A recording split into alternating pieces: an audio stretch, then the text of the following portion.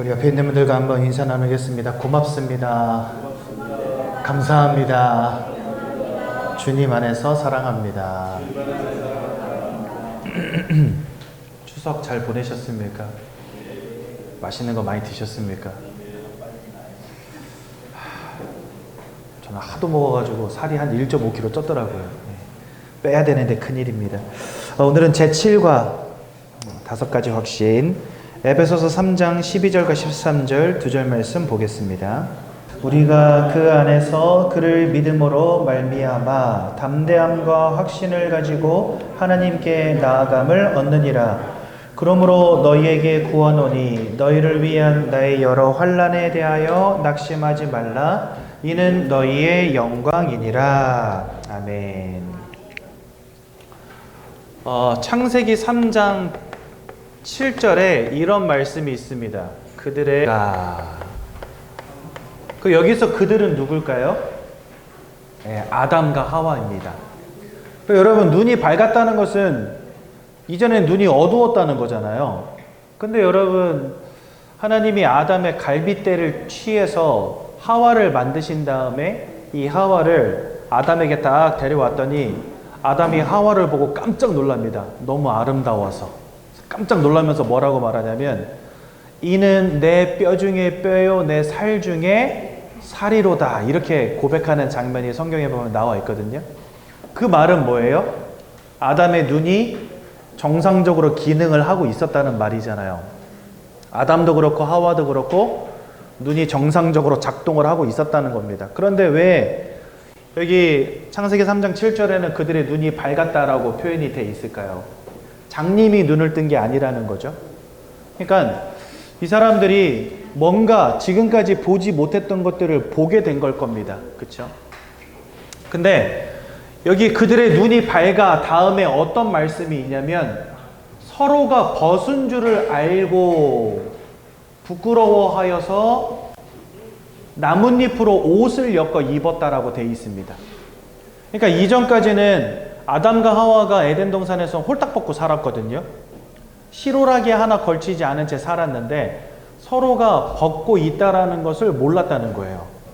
근데 갑자기 선악과를 따먹자마자 이들의 눈이 밝아서 서로가 벗고 있다는 걸 깨닫게 됐대요. 부끄러움도 알게 되고 수치심도 알게 되고, 그래서 가리기 시작하게 된 거죠.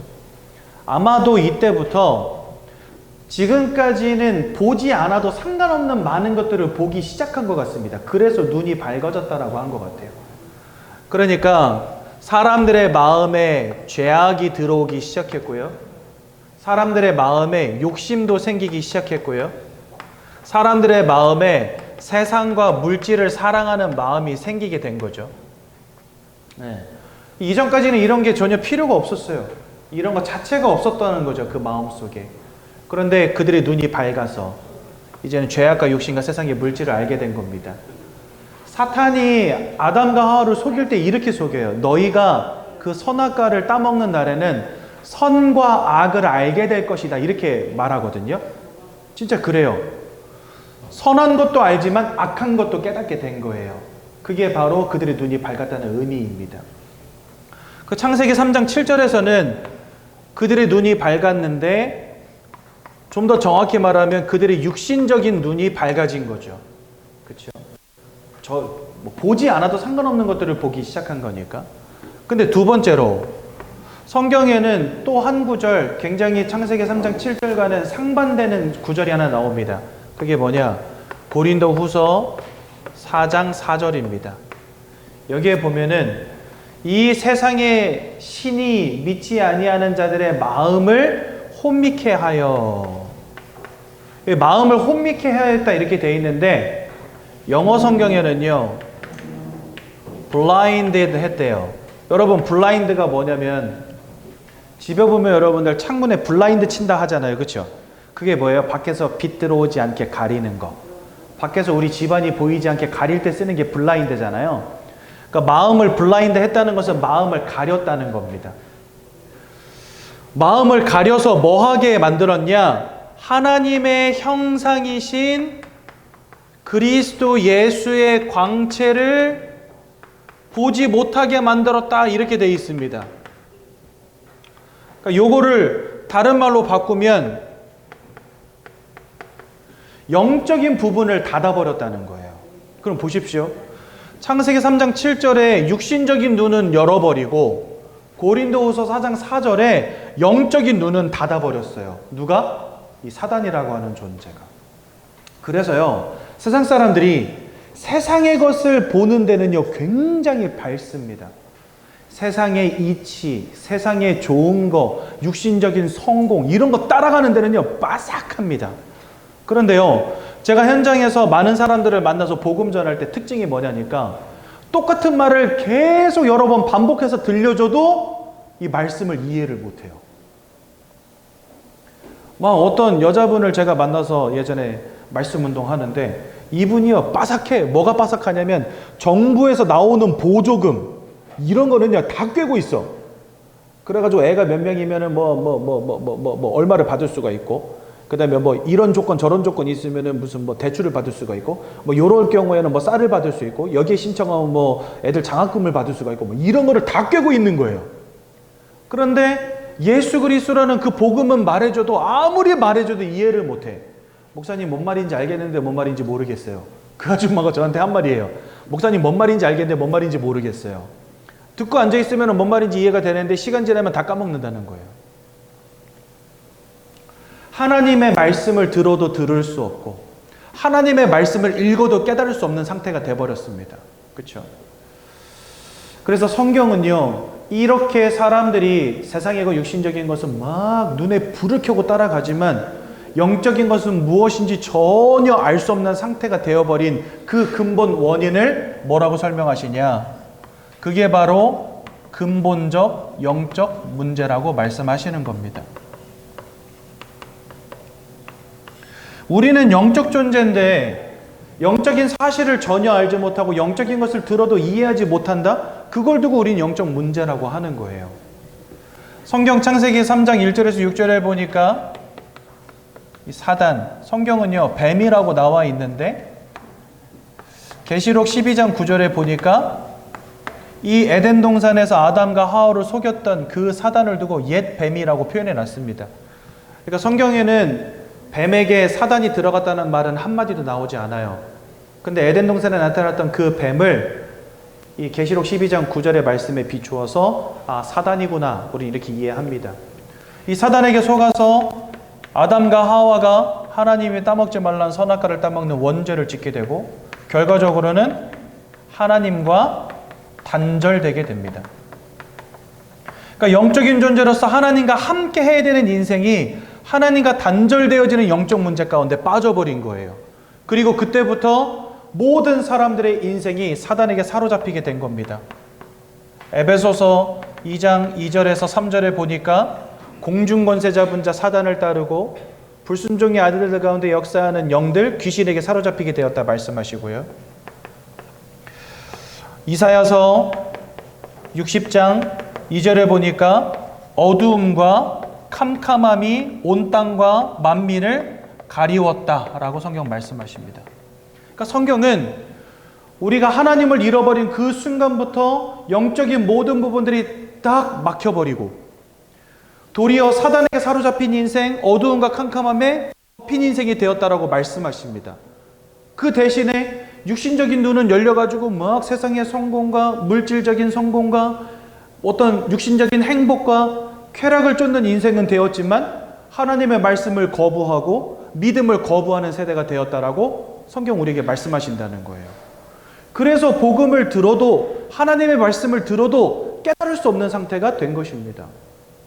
그런데 지금 이 자리에 나와 계신 여러분들은 참 감사하게도 하나님의 말씀이 이해되어지고 깨달아지는 은혜를 주셨단 말이죠. 그래서 우리는 그것을 두고 뭐라 하냐? 하나님의 은혜라고 하는 겁니다.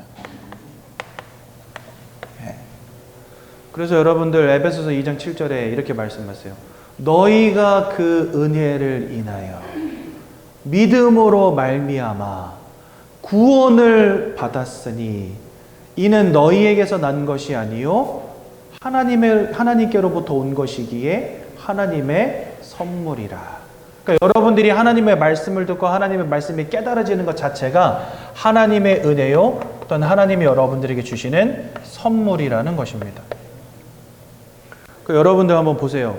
선물은 조건을 따라 주지 않습니다. 그렇죠? 조건을 따라 주는 것을 상이라고 해요. 상. 잘한 사람한테는 큰 상 주고 못한 사람에게는 작은 상 주고 이렇게 조건을 따라 주잖아요. 상은요. 근데 선물은 어떻습니까? 조건이 없어. 그냥 내가 주고 싶은 사람에게 거저 줘요. 아유, 평소에 말 더럽게 안 듣는 놈이라고 하더라도 그래, 앞으로는 잘하거라 하는 마음으로 선물 줘요. 그렇죠? 그래서 이 구원이라고 하는 곳에는요, 아무런 조건이 필요가 없습니다. 여러분들이 잘하고 못하고와 상관이 없이 하나님 주시는 것입니다. 그런데 언제 이 구원이 선물로 우리에게 주어지냐? 우리가 예수 그리스도를 믿음으로 확신하고 영접할 때 하나님이 아무런 조건 없이 여러분들에게 거저 주시는 것입니다. 그래서 이것을 은혜라고 하고 선물이라고 하는 거죠. 여러분들이 이 자리에 나오셔서 하나님의 말씀을 듣고 있고 그 말씀이 나에게 깨달아진다는 것 자체가 어마어마한 은혜임을 여러분들 기억하십시오. 왜요? 하나님의 은혜 없이는 우리는요, 절대로 하나님 말씀 들을 수가 없어요. 그 눈이 가리워지고 마음이 가리워지고 생각이 어두움과 캄캄함을 덮여버렸어요. 그래서 복음이 뭔지, 예수가 누군지, 영적인 것이 뭔지 깜깜해요. 그냥 아예 알지를 못하는 상태가 되어버린 거예요. 그러면서 오직 뭐만 따라가요? 공부 열심히 해서 돈 많이 벌고 성공하고 건강하게 오래오래 살고 어떻게 하면 이 땅에서 내가 성공할 수 있을까? 잘 살 수 있을까? 떵떵거리며 살 수 있을까? 그렇죠? 성경은요, 우리에게 굉장히 중요한 영적인 지식들을 알려주시는 거죠. 그 눈은 열어버리고 영적인 눈은 닫아버리고 그 인생 자체가 어두움과 캄캄함에 사로잡혀서 하나님을 알 수도 없고 깨달을 수도 없고 말씀을 이해할 수도 없는 상태가 되어버렸다는 거예요. 그러니 여러분들이 예수를 믿을 수 있게 됐다는 것 자체가 하나님의 은혜임을 꼭 기억하시기 바랍니다. 근데 여러분들 주변에 답답한 사람들 하나씩 있을 거예요. 예를 들자면 여러분들의 남편, 예를 들자면 여러분들의 아내, 예를 들자면 여러분들의 자녀. 이 복음, 이 쉬운 복음을 왜 이해를 못 해가지고 예수 믿으면 되는데 왜 교회 안 나가냐며, 예배 드리면 되는데 왜 예배 안 드리냐며, 예수 믿으면 되는데 왜 안 믿냐며 싸우고 계시진 않습니까? 오늘 말씀 들어보니까 어때요? 싸워야 돼요? 안 싸워야 돼요? 싸울 이유가 전혀 없어요. 그분들이 믿기 싫어서 안 믿는 게 아니라는 사실. 여러분들의 자녀가 이해하기 싫어서 이해하지 않는 게 아니라는 사실.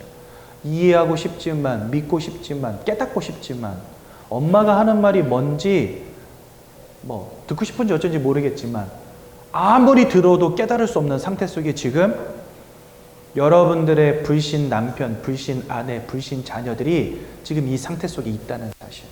근데 이 모든 것들을 버린 장본인이 누굽니까? 그래서 여러분들은요, 여러분들 남편과 아내와 싸우시면 절대 안 됩니다. 도리어 남편을 최고 상전으로 모셔주세요. 사랑해주세요. 아내를 위해서 여러분들 몸을 헌신하세요. 자녀를요, 최고로 아껴주고 사랑해주세요. 가장 중요한 순간에 이 복음 말해주시면 됩니다. 뭐 하면서요? 기도하면서. 이 사람들의 마음과 생각을 가리우고 어두움과 캄캄함으로 다 덮어버려서 복음 듣지 못하게 속이는 이 흑암의 권세가 예수 그리스도의 권세 있는 이름 앞에 무너지도록 기도하시면서 기회가 될 때 복음 전해주는 겁니다. 사도행전 16장에 보면은요, 하나님이 루디아라는 사람에게 바울이 가서 복음 전할 때 그 루디아의 마음을 주께서 열어주셨다, 이런 말이 있어요. 우리의 마음을 하나님이 여셔서 복음을 깨닫게 하신 것처럼 여러분들의 가족의 마음도 하나님이 열어주셔야 돼. 마음을 닫고 있는 이 사단의 권세가 깨져야 가능해요. 그래서 여러분들 가정과 가문에 복음 알지 못하는 모든 가족들이 진짜 예수 믿고 하나님 자녀 되기를 원하신다면 교회 와야지, 왜 안 와? 육신으로 싸울 게 아니라 그 영혼을 사로잡은, 그 마음을 사로잡은 흑암이 예수 이름으로 꺾어지도록 기도하시는 겁니다. 그러다가 중요한 순간에 진지하게 대화하는 거죠. 이 복음을 가지고. 하나님이 그 마음을 열어주실 때 복음이 들어갑니다. 제가 이번에 우리 추석 저도 명절 세고 왔잖아요. 이제 저희 외할머니가 수십 년을 천주교 믿으시던 분인데 저희 어머니가 이제 장로님이시니까 자주 가서 복음을 전했단 말입니다. 근데 복음을 전할 때마다 저희 외할머니가 스톱! 그만해! 맨날 이러시더래요. 하지마! 나도 다 알아! 되게 평소에 엄청 자상하신 분이시거든요. 저 가면은 어이구 우리 설룡이 왔노, 우리 감사 왔노 이러면서 막 이렇게 안기시고 늘 저한테 살갑게 대해주시고 이런 분인데 종교 이야기만 나오면 막 이러시면서 화를 내세요. 들어도 들을 수 없고 읽어도 깨달을 수 없는 상태. 근데 요번에 이제 12지장이 파열이 되셔가지고 2달 동안 병원에 누워 계셨어요. 수술을 해야 되는데 연세가 많으시니까 수술을 못 하는 거예요, 병원에서. 그래서 12지장이 파열돼가지고 뭐 피랑 염증이랑 고름이 막 줄줄 새는데 진통제 하나로 버티신 거예요, 2달을. 그러시면서 이제 병원에서 쉬시면서 잘 드시고 하시면서 어떻게든 드시고 하시면서 체력을 회복 어느 정도 하시고 나서 얼마 전에 수술을 하셨어요, 다행히도. 그리고 2주 전에 퇴원을 하신 거예요. 요번에 뵈러 갔는데 건강이 다 회복되셨더라고. 그래서 그 2달 동안 사실은 같이 기도했습니다, 우리 외할머니도. 우리 외할머니가 복음 듣지 못하게 막는 이 흑암의 권세가 예수 이름 앞에 꺾여지게 해주시고 주께서 루디아의 마음을 여시듯 우리 외할머니의 마음을 열어주셔서 복음 듣게 해달라고 기도했거든요. 그래서 추석 당일날 찾아갔어요. 그래서 같이 밥 맛있게 먹고 할머니 내가 목사인데 우리 할머니랑 예배 한번 하고 싶다 그랬더니 하자 그러시더라고. 그래가지고 뭐 저 할 거 있습니까? 진하게 예수 그리스도 복음 전하고 예수 영접하자 했는데 이분이 또박또박 따라서 영접하시는 거예요. 그래서 온 가족이 다 깜짝 놀랐잖아요. 저럴 뿐이 아닌데 이게 뭔 일이냐면서. 여러분들 가정과 가문을 하나님은 살리기를 원하십니다. 그래서요, 여러분들을 부르실 때 하나님은 여러분들의 가문 또한 부르셨어요. 그래가지고 사도행전 16장 31절에 보면 이런 말씀이 있습니다. 주 예수를 믿으라. 그리하면 너와 너의 집이 구원을 받으리라. 그러니까 우리가 예수를 믿는다는 것 자체가 하나님은 나를 통하여 우리 가정, 가문을 살릴 계획 속에서 우리를 부르셨다는 겁니다. 그 말은 여러분들의 가정, 가문 반드시 살아나게 될 것입니다. 그러므로 싸울 필요가 없어요. 듣지 못하는 상태 속에 있기 때문에 들을 수 있도록 사단을 꺾어야 돼요. 들을 수 있도록 기도해 줘야 돼요. 나중에 하나님이 그분들의 마음을 열 때 이분들이 복음 안으로 들어오게 됩니다. 무슨 말인지 이해가 되시죠? 전도도 마찬가지예요. 세상 사람들 들을 수 없어요. 우리 가족들 뿐만이 아니라 여러분들이 관계 맺고 현장에서 살아가는 모든 사람들 들을 상태가 아니야. 들을 수가 없어. 이런 느낌이에요. 제가 만약에 여러분들한테 지금부터 영어로 설교한다. 여러분들 알아들으시겠습니까? If I just speak in English, then do you think that you can understand me? 절대로 알아들을 수가 없죠. 지금부터 제가 복음을 영어로 말하는데 여러분들 알아들으시겠어요? 절대 못하죠. 똑같아요. 여러분들이 복음 전할 때 이 사람들은요, 영어 듣는 느낌이에요. 뭔 말인지 전혀 이해가 안 돼요. 그래서 여러분들 잘 아셔야 돼요. 이 영혼의 마음과 생각을 사로잡은 흑암의 권세가 예수 이름 앞에 먼저 꺾여져야 돼요. 그리고 그들의 마음이 열려질 때, 하나님이 그들의 마음을 여실 때 복음이 들어가는 겁니다. 그래서 가정, 가문, 복음화를 두고 여러분들 진짜 기도하시고 그분들에게 이 복음이 들어갈 수 있도록 기도하시면서 인도받으시기 바랍니다. 추석이라서 한번 이게 오늘 우리 강단 말씀이었거든요. 그래서 이제 지난주가 추석이었기 때문에 여러분들에게 좀 정리를 해드렸습니다. 강단에서는 이거보다 조금 더 중요한 말씀들을 하셨어요. 사실은요. 어떤 말씀을 하셨냐? 마태복음 10장 36절에 보면은 너희의 원수가 곧 가족이니라 이렇게 되어 있습니다. 나보다 아버지와 어머니, 아들과 딸을 더 사랑하는 자는 나에게 합당한 자가 아니니라 이렇게 말씀하시고 너에게 화평을 주러 온 게 아니라 너희에게 검을 주러 왔노라 이렇게 말씀하세요. 그러니까 한마디로 가족과 싸우라는 거예요. 근데 가족과 싸우라는 그 말의 의미를 우린 잘 이해해야 되는데 첫 번째, 아무리 우리가 가족을 사랑해도 절대로 예수 안에 있는 구원과 영원한 생명은 포기할 수 없는 겁니다. 그러니까 가족들이 나와 다른 길을 간다면 나는 그들과 같이 갈 수 없는 거예요. 그걸 싸운다라고 표현하신 것이고 그렇지만 그 가족을 끝까지 사랑하면서 나를 자꾸만 반대하고 나에게 원수된 그 가족을 끝까지 나의 십자가로 지고 가라. 예수님 이렇게 말씀하십니다. 근데 그런 것까지 여러분들에게 좀 설명하기는 너무 어려운 내용이라 가지고 우리 가족들이 복음 들을 수 없는 내용만 여러분들에게 설명드린 거예요. 그래서 이것보다 더 중요한 아까 원수와 십자가 이런 내용들이 더 듣고 싶다면 여러분도 오늘 댁에 돌아가셔서 저 예전교회 홈페이지 들어가시면 11시 예배 강단 말씀 들으실 수 있습니다. 한번 들어보시면 좋을 것 같아요. 가정과 가문을 두고 여러분들 진짜로 기도하시고 내 말을 들어주지 않는 가족들, 또 예수 믿는 나를 미련하게 여기고 무시하고 핍박하는 가족들 싸울 필요 절대 없습니다. 그분들은 복음의 가치가 무엇인지, 우리가 예수 믿는 이유가 무엇인지 전혀 이해할 수 없는 상태 속에 있음을 여러분들 꼭 기억하십시오. 그래서 그분들을 위해서 기도해 주시고 더욱 사랑해 주시고 섬겨 주시고 중요할 때 올바른 복음을 전해 주므로 한 영혼 한 영혼 주께로 돌아올 수 있도록 그렇게 하시면 되겠습니다. 저희 가족 이야기 하나만 더 할까요? 저희 큰아버님이 저희 아버님 형제들하고는 척을 지고 사셨어요. 오랫동안. 왜 그러냐니까 그냥 형제분들이 서운해할 만한 일들을 많이 하셨어요. 저희 큰아버지가. 제가 들어도 아유 저건 너무했다 싶은 일들을 많이 하셨어. 그래가지고 저희 아버님 다른 형제들 전부가 큰아버지로부터 등을 돌린 거예요. 그래가지고 거의 한 10년 넘는 세월 동안 왕래가 아예 없었어요. 아예 없었는데 어느 날 저희 아버님이 저한테 그런 이야기 하는 겁니다. 야, 아무리 사람이 미워도, 아무리 그 사람이 한 행동들이 미워도 우리가 그 사람 자체를 미워해서는 안 되잖아. 그리고 우린 예수 믿는 사람들인데 우리 가족인데 복음 주어서 구원받게 해야 되지 않겠냐. 그래서 우리 같이 기도하자. 이런 이야기를 저한테 하루나 하시더라고요. 그래서 같이 기도하다가 명절을 맞이해서 한번 찾아간 적이 있어요. 찾아갔더니 깜짝 놀라시더라고요. 여기 왜 왔냐고. 10년 동안 연락도 없고 왕래도 없었는데 갑자기 나타나니까 깜짝 놀라시더라고요. 큰어머니께서. 그래서 큰아버지는 안 계세요. 그러니까 아파서 누워있다는 거예요. 그래서 들어가 보니까 암. 시한부 선고를 받으신 거예요. 6개월. 암이 걸려가지고 누워 계시니까 움직이지를 못해. 너무 가슴이 아프더라고요.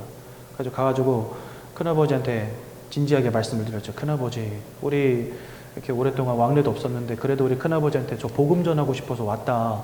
그러니까 해보라는 거예요. 그래가지고 복음 전했더니 이분이 예수 영접하시더라고요. 그래서 저랑 저희 아버지랑 제 아내랑 또 저희 어머니랑 이렇게 가서 복음 전했는데 막 펑펑 울면서 같이 예수 영접하고 그랬어요. 그리고 이제 제가 예전에 살던 시골에 지금 큰아버님이 살고 계셨는데 제가 어렸을 때 다니던 그 교회를 큰아버님이 6개월 동안 다니신 거예요. 근데 이제 그 교회에서 이제 시한부 선고 받아가지고 몇 개월 못 사시니까 명예집사 직분을 주셨어요.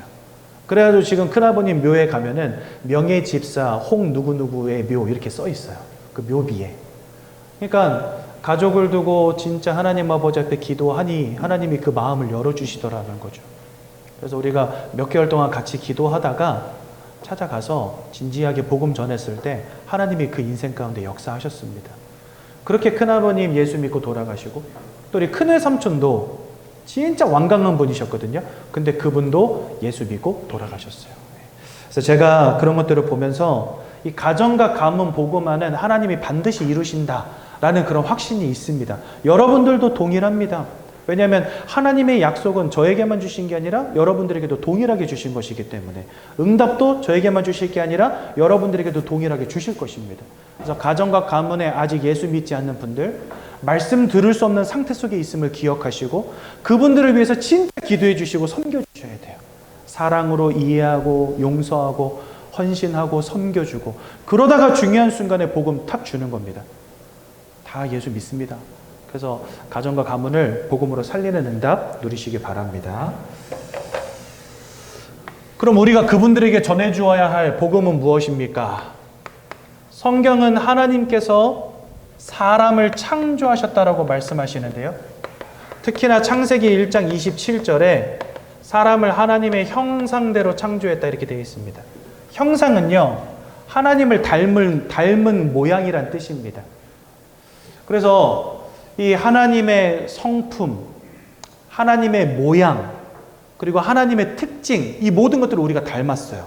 근데 하나님은 영이시잖아요. 그래서 영이신 하나님을 닮아서 우리도 영적 존재가 된 것입니다. 저와 여러분들이 영적 존재라는 예를 들면 여러분들의 자녀는 여러분들을 많이 닮아 있잖아요. 그렇죠? 여러분들의 것을 물려받았기 때문에. 그것처럼 우리가 하나님의 형상을 따라서 창조되었다는 것은 하나님의 것을 많이 닮아서 하나님의 것을 우리도 받게 되었다는 거예요. 영이신 하나님을 통해서 우리가 창조되었기 때문에 우리도 영적인 것을 이해하는 영적 존재로서 창조되었다는 겁니다. 그래서 우리는요, 다른 피조물들과 다르게 영적 행위를 하는 유일한 존재들입니다. 절에 가서 불공도 드리고, 그죠? 교회 가서 예배도 드리고, 성당 가서 미사도 드리고, 제사도 하고, 고사도 하고, 굿도 하고, 부적도 갖다 붙이고 하는 이런 영적인 행위들을 하잖아요. 다른 동물들, 다른 피조물들은 절대 하지 않는 우리들만 하는 영적인 행위가 있단 말이죠. 그게 왜 그러냐? 하나님의 형상을 닮은 존재로 하나님이 처음부터 창조했기 때문에 그렇습니다. 그럼 하나님이 이렇게 우리를 창조하신 이유가 무엇이겠습니까? 영이신 하나님과 함께하는 축복을 누리라고. 여러분, 하나님은 육신이 없으세요. 그래서 우리의 눈으로 볼 수 없어요.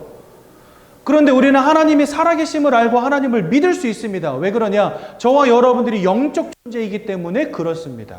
그러니까 하나님은 살아계시다는 사실을 우리는 믿습니다. 한 번도 눈으로 본 적도 없고 손으로 만져본 적도 없는데 우리는 그 사실을 믿습니다. 이게 왜 가능하냐? 저와 여러분들이 영적 존재이기 때문에 가능한 거예요.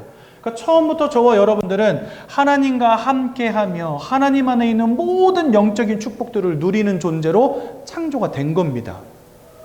그런데 어느 날 이 모든 축복들을 잃어버리는 근본적 문제가 벌어진 겁니다.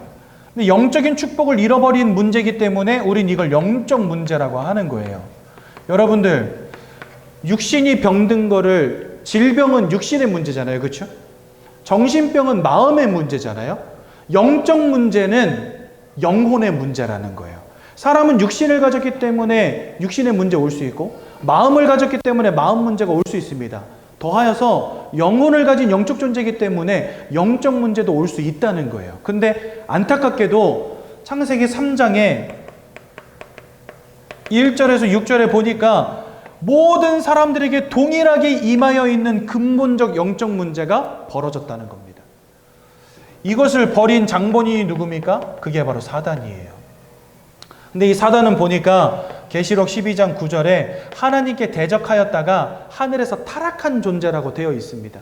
하늘에서 타락한 영적 존재인 이 사단이 하나님이 만든 아담과 하와를 속인 겁니다.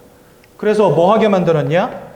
먹지 말라고 하셨던 선악과를 따먹는 원죄를 짓게 만들어 버렸어요. 그 결과적으로 모든 사람들이 하나님과 단절되게 된 겁니다. 자, 여러분들, 사단이 누군지 잘 몰라도 상관없어요. 원죄의 내용이 뭔지 몰라도 상관없어요. 중요한 것은 이 사단으로 인하여서 원죄를 지은 결과, 이게 제일 중요합니다. 사람은 누구와 함께 하도록 창조된 영적 존재라고요? 하나님과 함께 하도록 창조된 영적 존재인데 그 하나님을 잃어버린 채 단절되게 된 거예요.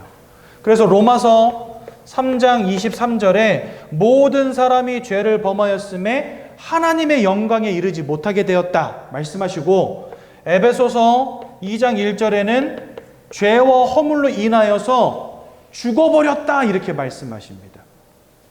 자, 여러분들, 나무가 있어요. 나무가 이렇게 있어요. 여기 막 가지가 이렇게 있겠죠, 나무에. 죄송합니다. 그림을 잘 못 그려서. 근데 어느 날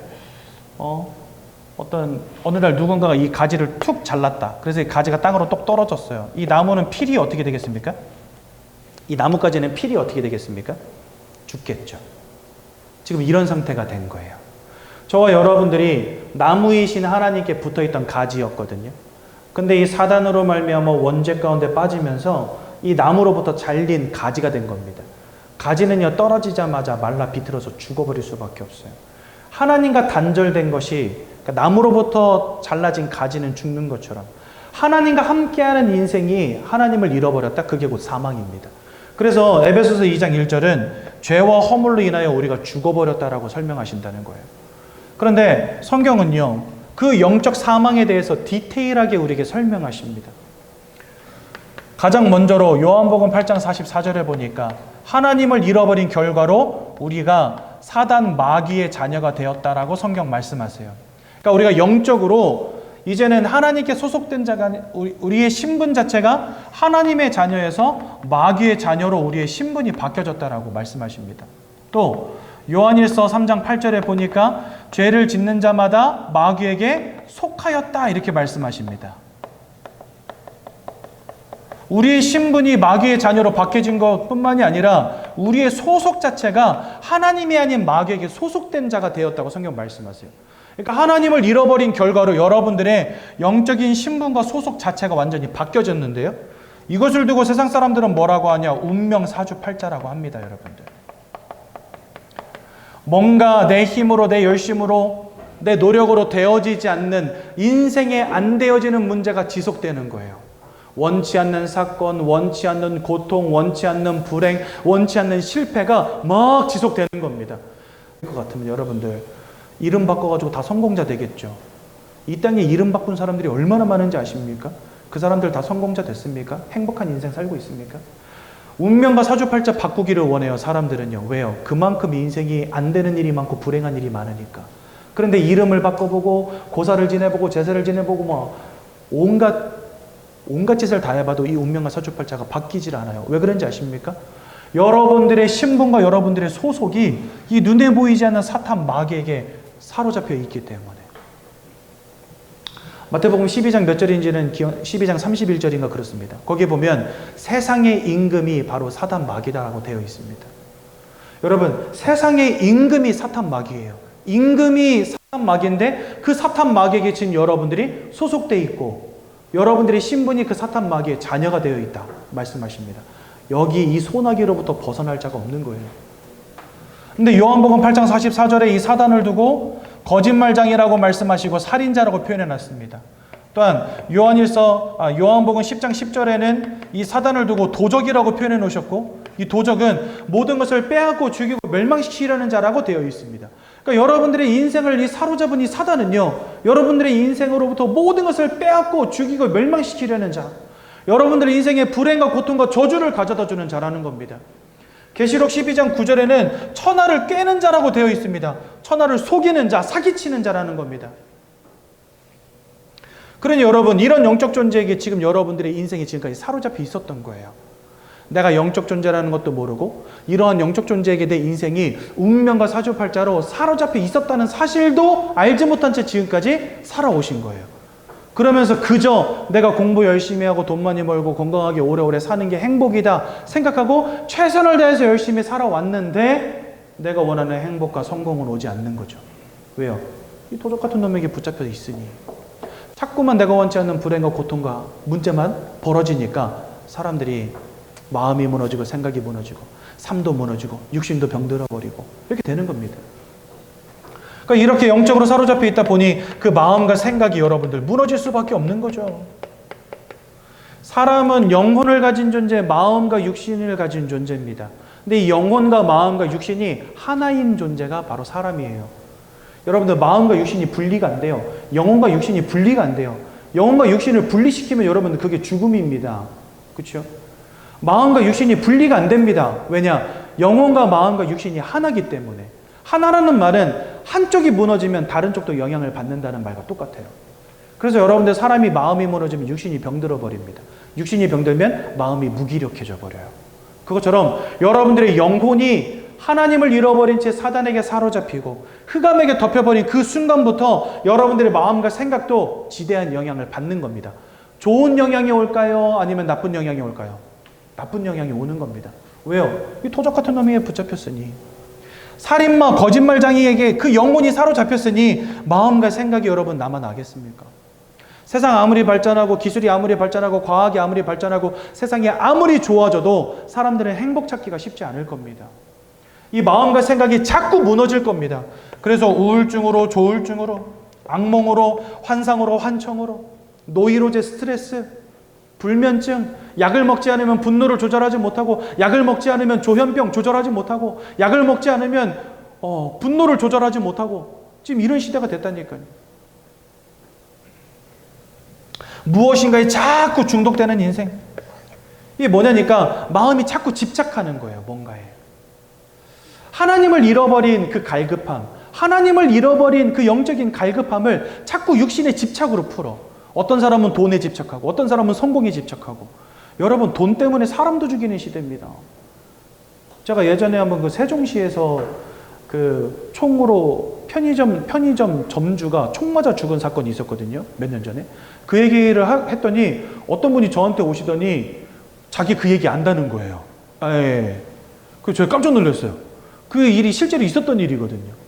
근데 그게 뭐냐니까 동생이 형을 총으로 쏴 죽인 거예요. 여러분, 옛날에는 큰아들에게 몰빵해 줬었잖아요, 재산을. 그러니까 큰아들한테 90을 주고 작은 아들한테 10을 줬는데 작은 아들이 그 10마저도 잃어버린 거예요. 근데 형은 보니까 잘 살아. 그래 형한테 가서 몇 번을 도움을 구한 거예요. 형 나 좀 도와줘, 나 너무 힘들어, 형 많이 받았잖아. 근데 형이 모른 채 해버린 겁니다. 그러니까 어느 날 총 가지고 형을 쏴 죽여버렸어요. 니만 잘 먹고 잘 살면 다냐 이러면서 죽여버린 거죠. 돈 때문에 사람도 죽이는 시대. 집착하는 겁니다. 어떤 하나님을 잃어버린 그 영적인 갈급함을 자꾸만 다른 것으로 풀어야 되는데 풀 방법이 없으니까 뭔가에 집착하는 거죠. 이 집착이 심해지면 나중에 어떻게 되는지 아십니까?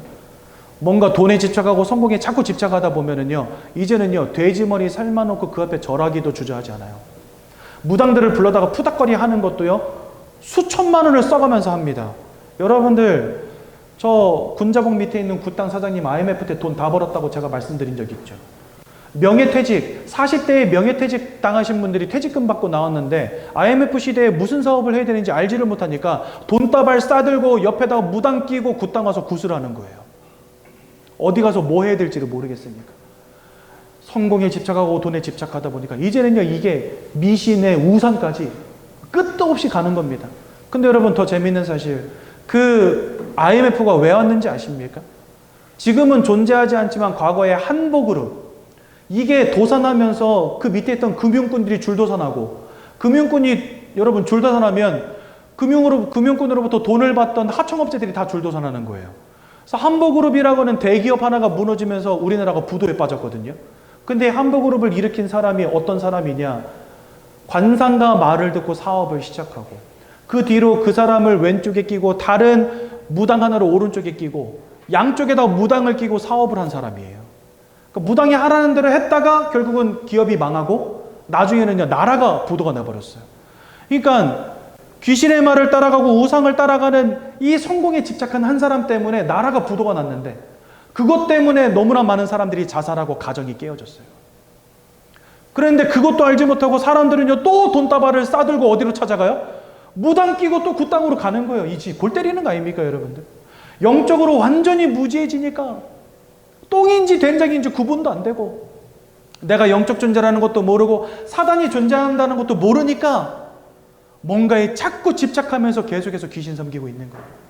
그러니 여러분, 제가 이런 영적인 사실을 보고 세상을 보니까 야, 이거 진짜 골 때린다, 이런 생각을 많이 하게 됐거든요. 그 한복그룹 사건을 알고 나서 굿당 사장님 만나고 나니까 진짜 헛웃음밖에 안 나오더라고요. 야, 이렇게 무지하게 살아가는구나, 사람들이. 마음과 생각이 다 무너진 겁니다. 그 속에서 여러분들 삶도 무너지고 육신도 무너지는 겁니다.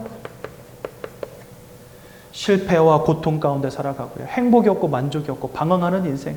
술을 마시지 않으면 안 되는 인생. 약을 먹지 않으면 안 되는 인생. 그러니까 몸에다 마약을 집어넣고요. 그렇죠? 뭔가 쾌락을 쫓아가고 짜릿한 것을 찾아가는 인생 돼버리고 만 겁니다. 이 인생이 행복하지가 않으니까 뭐 할 수밖에 없죠. 이거 하는 거 이제 극단적으로 이제 흘러가는 겁니다. 돼지 머리에다가 여러분 콧구멍에다 10,000원짜리 끼놓고 막 열심히 절합니다, 사람들. 그러면 축복이 온대요. 불행이 막아진대요. 진짜 그렇습니까, 여러분들? 막 무당 찾아가가지고 수백만 원짜리 그 노란 종이에다가 빨간색으로 글씨 쓴 거, 그거 뭐 얼마나 가치 있다고 그걸 수백만 원 주고 사와요. 집에다 막 붙여놓고. 그러면 여러분 불행이 막아집니까? 이 사단의 권세에 속해버린 신분과 소속이 바뀌어지지 않는 이상은 여러분들이 오만 때만 짓을 다 한들 불행은 멈추지 않을 겁니다. 여러분들의 전 재산을 사회에 기부한들 끝나지 않을 겁니다. 이게 바뀌어야 돼요. 이게 바뀌어야 돼요. 근데 이거는 알지 못한 채 다른 것만 열심히 하고 있는 거예요, 지금. 그러니까 제가 안타까운 거죠. 우상숭배는 고린도전서 10장 20절에 보니까 대저 이방인들이 하는 제사는 귀신과 교제하는 것이니라. 이 귀신은 사단을 따르는 영적인 무리들이라고 되어 있습니다. 제가 이 계시록 12장 9절 말씀을 자주 말씀드리는데 여기 보니까 하늘에서 옛 뱀, 큰 용이 쫓겨날 때 그의 사자들도 함께 쫓겨났다 이렇게 돼 있어요. 그리고 이 큰 용은 누구를 의미하냐? 사단을 의미하고요. 그를 따르는 그의 사자들은 이제 타락한 천사들인데 바로 귀신들을 의미합니다. 그러니까 사람이 죽어서 귀신 되는 게 아니에요, 여러분들. 히브리서 9장 27절에 보면 이런 말씀이 있습니다. 사람이 한 번 죽는 것은 정하신 것이요 그 이후에는 심판이 있다. 그러니까 모든 사람들은 하나님이 창조하셨기 때문에 이 땅을 떠나가는 날 하나님 아버지 앞에 가서 심판받습니다. 그런데 누가복음 16장 19절에서 31절에 보니까 여기 부자와 나사로라는 사람이 나와요. 이 부자도 죽고 나사로도 죽었는데 죽고 나서 보니까 부자는요 예수를 믿지 않았는지 지옥에 가 있어요. 나사로는 예수님을 잘 믿었는지 천국에 가 있어요. 근데 이 누가복음 16장에 보면은 저 지옥에서 천국을 볼 수 있다 이렇게 되어 있습니다. 부자가 보니까 나사로가 천국에 가 있는 거예요. 근데 이 지옥이 너무 뜨거우니까 제발 나사로의 손끝에 물 한 방울만 찍어서 제 혓바닥에 떨어뜨려 주세요 이렇게 부탁을 합니다, 부자가. 그랬더니 하나님 뭐라 하십니까? 이 천국에서 지옥으로 건너갈 수 없다. 왜냐하면 천국과 지옥 사이에 큰 이 구덩이가 있어가지고 그거를 그 누구도 건너갈 수 없다 이렇게 돼 있어요. 천국에서 지옥으로 갈 수 없고 지옥에서 천국으로 갈 수가 없다. 그러니까 이제 이 부자가 부탁합니다. 그러면 나사로를 내 형제의 집에 보내서 우리 형제들에게 지옥이 있음을 알려주셔가지고 나처럼 고통당하지 않게 천국 가게 해주세요. 그러니까 하나님이 그것도 거부하십니다. 왜요? 이 땅에 복음 전해주는 모세와 같은 선지자들, 저와 같은 목사들이 있으니까 그 사람들의 말을 듣고 천국 가면 된다.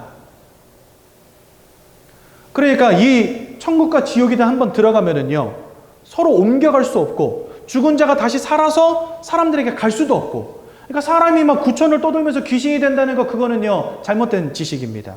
성경은 우리에게 뭐라 말씀하시냐? 하나님 아버지 앞에 심판받은 이후에는 천국과 지옥으로 들어가고 왕래할 수 없다고 말씀하세요. 그러니까 죽으면 천국 혹은 지옥인 것이지 귀신 되는 법이 없는 겁니다. 귀신은 누굽니까?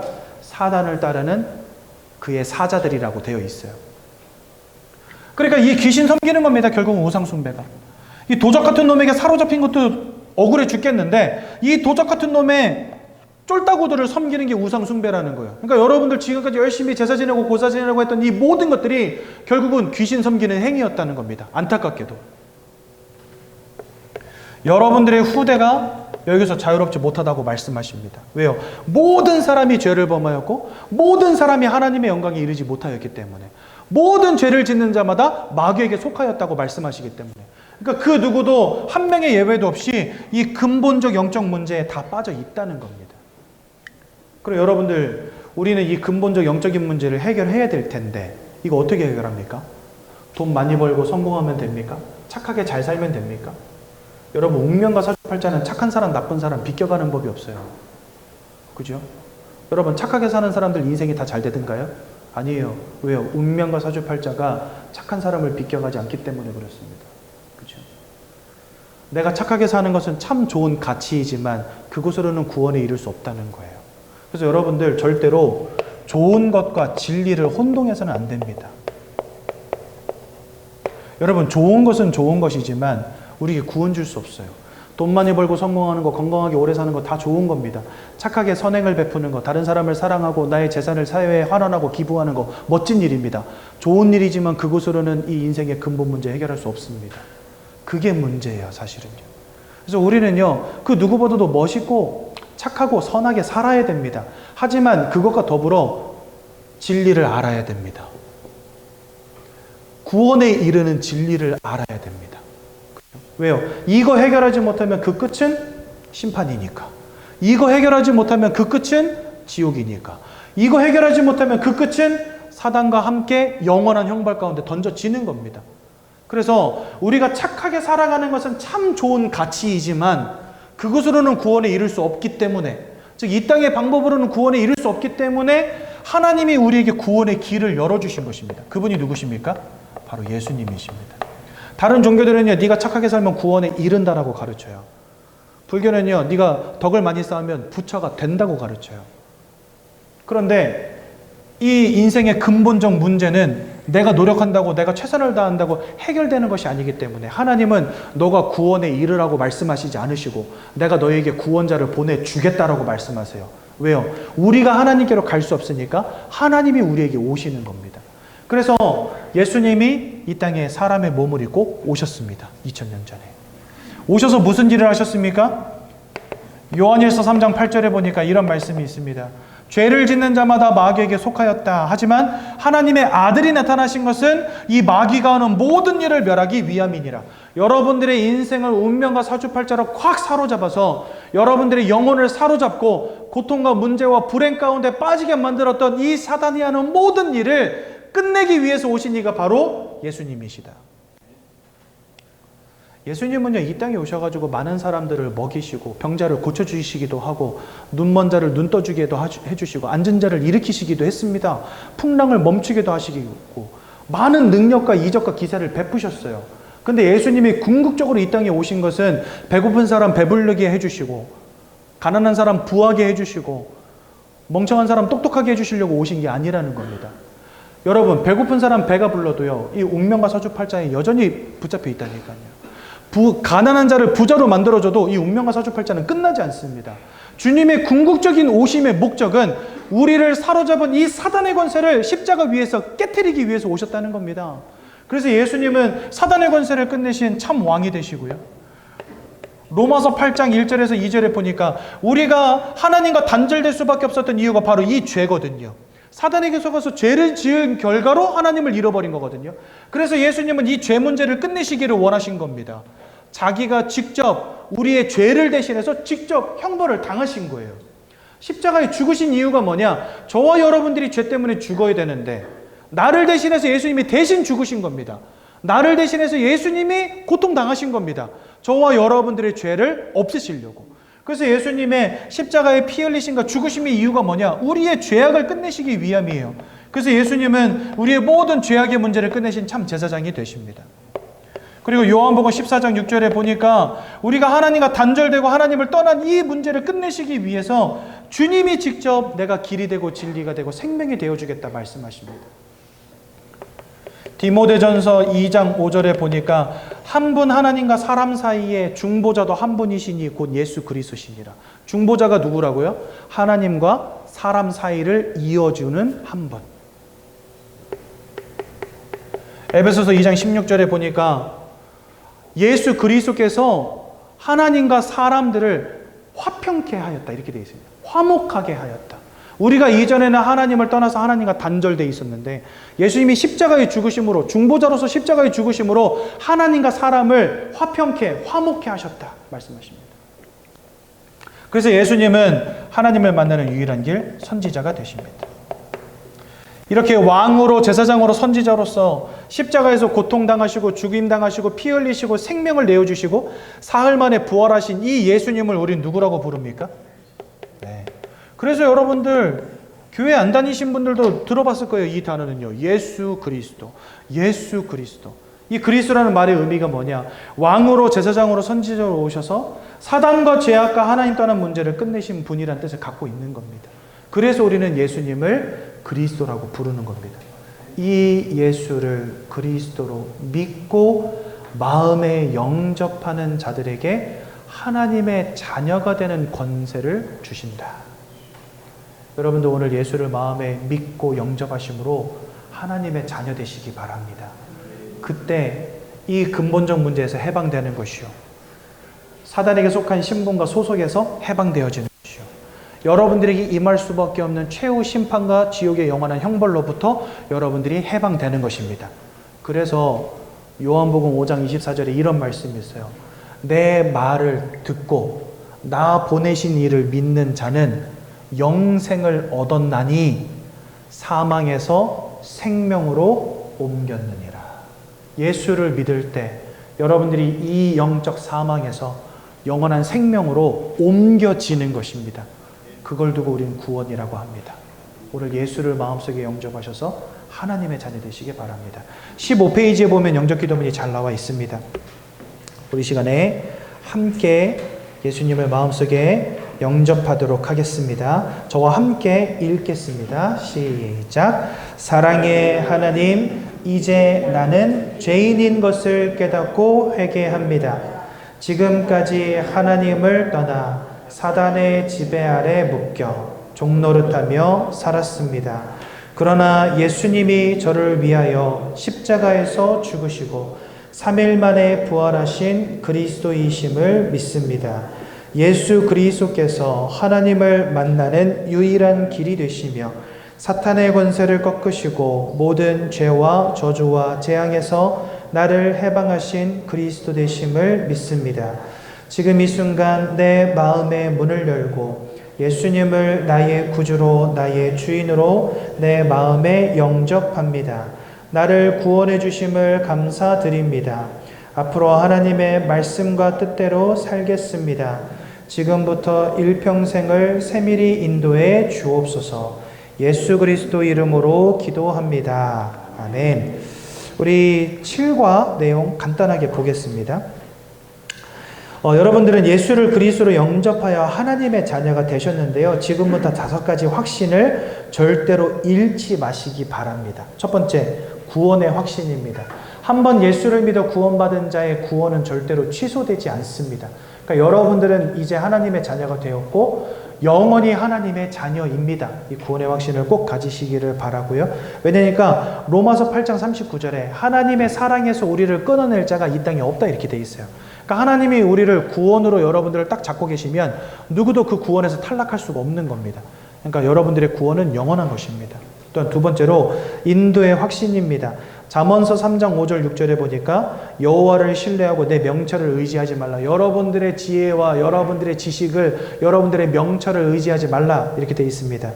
범사의 그를 인정하면 그가 너의 길을 지도하시리라. 하나님의 살아계심을 인정하면 하나님이 여러분들의 인생을 인도해 주신다는 겁니다. 그래서 여러분들을 하나님이 인도하신다는 확신. 세 번째로 승리의 확신입니다. 담대하라, 내가 세상을 이기었다 말씀하셨고요. 창세기 3장 15절에 예언된 말씀처럼 예수님이 사탄의 권세를 깨뜨릴 수 있기 때문에 이제 다시는 여러분들은 실패할 수가 없습니다. 이 말은 사업이 실패 안 한다 그런 말이 아닙니다. 인생이 실패 안 한다 그런 말이 아닙니다. 구원에 반드시 이르게 되고 천국에 반드시 이르게 되고 영생에 반드시 이르게 된다는 겁니다. 사탄이 여러분들을 다시 끌어내릴 수 없다는 거예요. 승리의 확신. 또한 네 번째로 기도 응답의 확신입니다. 부르짖는 자에게 하나님이 응답하시겠다라고 약속하셨습니다. 또한 요한복음 14장 26절에는 너희가 지금까지 내 이름으로 구하지 아니하였으나 이제는 내 이름으로 구하면 너희 마음의 기쁨이 충만하리라 이렇게 말씀하셨어요. 그러니 예수 이름으로 기도하면 하나님이 여러분들에게 응답하십니다. 이것을 확신하시기 바라고요. 마지막으로 사죄의 확신입니다. 요한일서 1장 9절에 우리를 죄에서 사하시며 불의에서 깨끗게 하셨다. 그래서 히브리서 10장 19절에 죄를 위하여 드릴 제사가 없다 이렇게 되어 있습니다. 옛날 구약시대에는 죄를 지을 때마다 양을 잡아서 하나님께 예배하는 하나의 번제라고 하는 제사가 있었어요. 근데 이제는 더 이상 그거 안 해도 된대요. 왜냐면 예수님이 저와 여러분들의 죄를 위해서 십자가에서 죽으심으로 모든 죄를 끝냈기 때문에 더 이상 우리 양 잡지 않아도 됩니다. 그래서 그것을 죄를 위하여 드릴 제사가 없다라는 말로 표현해 놓으신 거예요. 사죄의 확신. 여러분들 이 5가지 확신 속에서 흔들리지 마시고 하나님의 자녀됨을 끝까지 확신하시고 믿음으로 승리하시기를 바랍니다. 제가 한번 기도하고 말씀 마치겠습니다. 사랑의 하나님 은혜 감사합니다. 오늘도 말씀 주신 감사합니다. 예수 그리스도를 믿는 믿음 안에서 승리하게 하시고 구원받은 하나님의 자녀임을 확신하게 하셔서 천국에 이르는 그날까지 믿음으로 승리하게 하옵소서. 예수님 이름으로 기도드렸습니다. 아멘.